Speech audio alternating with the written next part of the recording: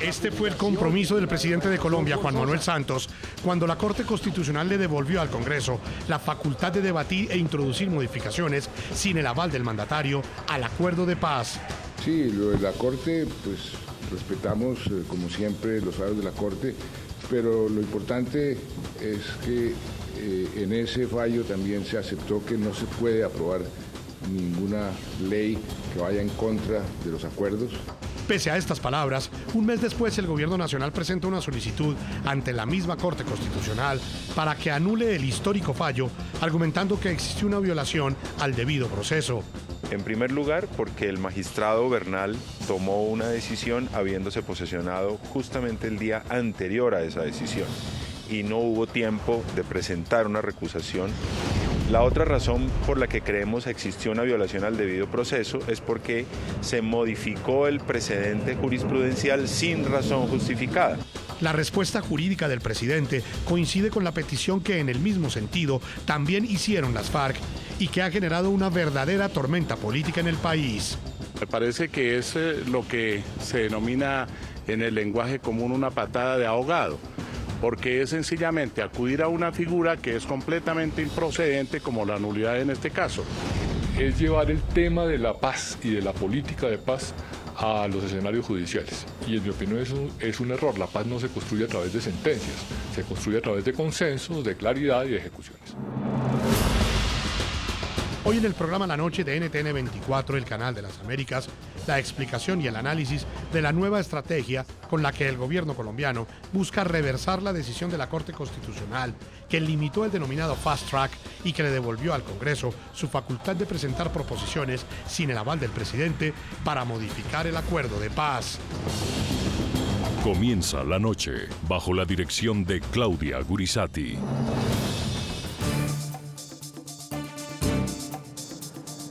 Buenas noches. La noche bajo la dirección de Claudia Gurisati enciende las luces para que usted vea el punto clave de la noticia. Soy Jefferson Beltrán, bienvenidos. La noticia: en un hecho sorpresivo, el gobierno colombiano pidió anular el fallo que hace cerca de un mes emitió la Corte Constitucional y que limitó el denominado Fast Track en el Congreso de la República.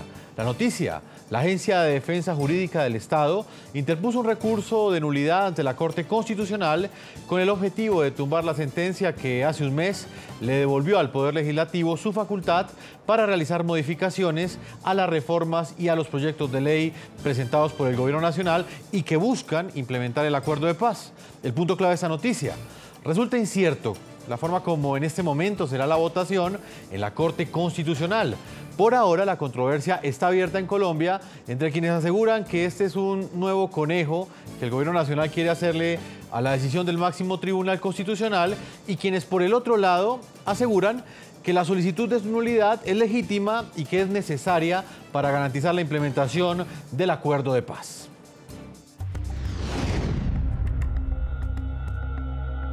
Recién se conoció el fallo del 17 de mayo de la Corte Constitucional en el que le devolvía al Congreso la facultad de debatir e introducir modificaciones sin el aval del presidente a las reformas constitucionales con las que el gobierno y FARC buscan implementar el acuerdo de paz que firmaron. Así fue la reacción y postura del entonces ministro del Interior de Colombia, Juan Fernando Cristo. Que la decisión de la Corte, el gobierno la acata, la respeta, no la comparte. El gobierno no pudo ocultar su malestar frente a la decisión del alto tribunal. Sin embargo, esto dijo hace pocos días el presidente Juan Manuel Santos. Ciertos fallos de la Corte Constitucional que entorpecieron o demoraron, o pueden demorar la aprobación de algunas de las leyes. Fallos que no compartimos, pero que tenemos que acatar. Bienvenidos a la democracia. Pero distante a esas declaraciones y de manera sorpresiva, a través de la Agencia Jurídica del Estado, el gobierno decidió solicitar a la propia Corte Constitucional la nulidad de dicho fallo. Los abajo firmantes presentamos solicitud de nulidad en contra de la sentencia C-332 de 2017 al haberse configurado un conjunto de afectaciones ostensibles, significativas y trascendentales al debido proceso que han viciado gravemente el juicio de constitucionalidad adelantado. es un recurso legal, acompañado de 5 argumentos, uno de ellos referente a la actuación del nuevo magistrado de la Corte, Carlos Bernal. Según el documento, Bernal no estudió el caso ni permitió la recusación por el corto tiempo que llevaba en el alto tribunal antes de proferirse el fallo. El doctor Carlos Bernal Pulido se posesiona el 16 de mayo y al día siguiente participa en la decisión de la sentencia C-332 de 2017. Con ello se pretermitió de facto el momento procesal para que el magistrado evaluara con suficiente tiempo y prudencia su eventual impedimento en el proyecto que se discutía, al tiempo que se cercenó la oportunidad real para que los intervenientes del proceso pudieran iniciar el trámite de recusación. Otro argumento que llama la atención es el denominado violación al debido proceso por cambios injustificados del precedente. El gobierno explica que la Corte venía considerando que hacer votaciones en bloque y restringir únicamente al gobierno la posibilidad de introducir cambios a un proyecto de ley en determinadas materias no sustituía las funciones legislativas. La competencia del Congreso de la República para aprobar o improbar sea total o parcialmente un tratado ya celebrado por el Gobierno Nacional se ajusta a la distribución y colaboración armónica de poderes que previó el constituyente. Muy bien, hoy vamos a escuchar sus opiniones utilizando el hashtag numeral La Noche Fast Track y les preguntamos lo siguiente: ¿qué opinan sobre la petición del Gobierno Nacional a la Corte Constitucional que busca anular el fallo que limitó el Fast Track en Colombia? Los invitamos a que opinen a través de las cuentas del programa La Noche que están apareciendo allí en la parte inferior de nuestra pantalla. Saludos en nuestros estudios de NTN 24 a Salud Hernández Mora, reconocida periodista, corresponsal del diario El Mundo de España y cronista del diario El Tiempo. Bienvenida al programa La Noche. Salud. Encantada, buenas noches. También saluda al congresista colombiano Alirio Uribe Muñoz, es representante de la Cámara por el partido Polo Democrático. Bienvenido a La Noche. Gracias, Jefferson. Buenas noches y un saludo también a Salud Hernández. Más adelante vamos a estar con el ministro del Interior colombiano, Guillermo Rivera, analizando también con los protagonistas de la noticia esta decisión Salud que causó sorpresa en algunos sectores, pero al mismo tiempo generó una fuerte polémica en Colombia. ¿Cuál es su opinión frente a esta decisión del gobierno colombiano? ¿Se conoce esa respuesta jurídica a ese fallo que hace cerca de un mes emitió la Corte Constitucional y que limitó el fast track? No, lo que sorprende, primero, que toda la demanda que presenta el gobierno es un ataque a un magistrado. Es decir, es un ataque a un magistrado, nada más. Porque ellos piensan que tienen que controlar la Corte Constitucional. Y un magistrado que se acaban de nombrar y como que se volvió díscolo y no fue con la línea del gobierno. Es decir, no está sustentada la demanda del gobierno, no está sustentada la apelación sobre bases jurídicas, sino contra un magistrado. Y tiene una cosa que es paradójico. Dice, para que la gente que no se acuerde, el fast track significa que el gobierno lleva leyes que ha acordado con la guerrilla, las lleva al Congreso y los congresistas las tienen que aprobar sin cambiar las leyes, sin estudiarlas, sin analizarlas. Eso es como a pupitrazo limpio. Bien, la Corte Constitucional dijo, no, hay que estudiarlas. Y todo el recurso del gobierno ahora para tumbar esa sentencia Constitucional, es decir, este magistrado acababa de llegar y no tuvo tiempo de analizar la ley. Es decir, cuando a ellos les interesa, no tuvo tiempo de analizar la demanda que tenían que fallar.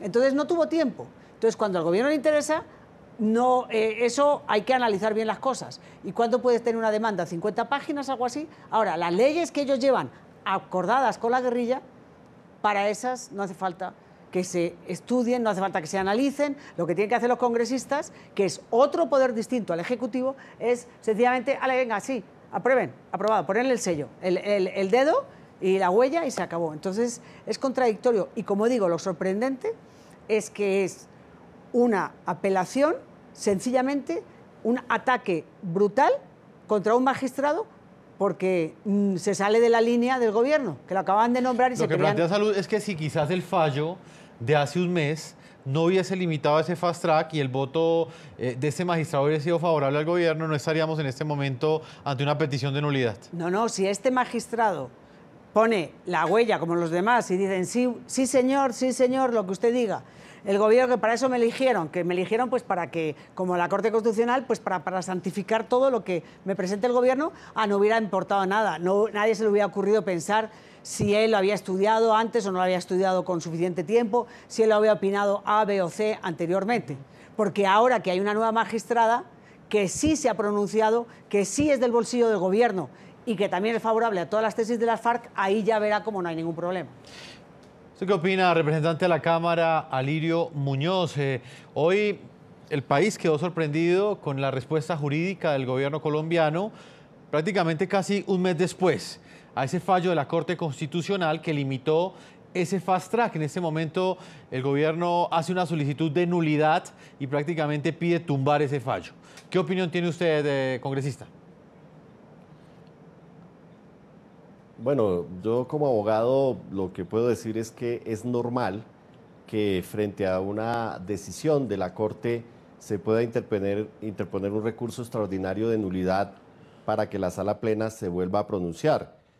Creo que no es una gran afrenta a la Corte ni es una descalificación del magistrado, sino todo lo contrario. El gobierno considera que no había un quórum suficiente en la medida en que este magistrado podía estar impedido porque ya se había pronunciado sobre el tema e igualmente no tuvo tiempo de analizar el caso y llegó a votar en esa sala donde apenas había posesionado y había llegado a ejercer el cargo el día anterior.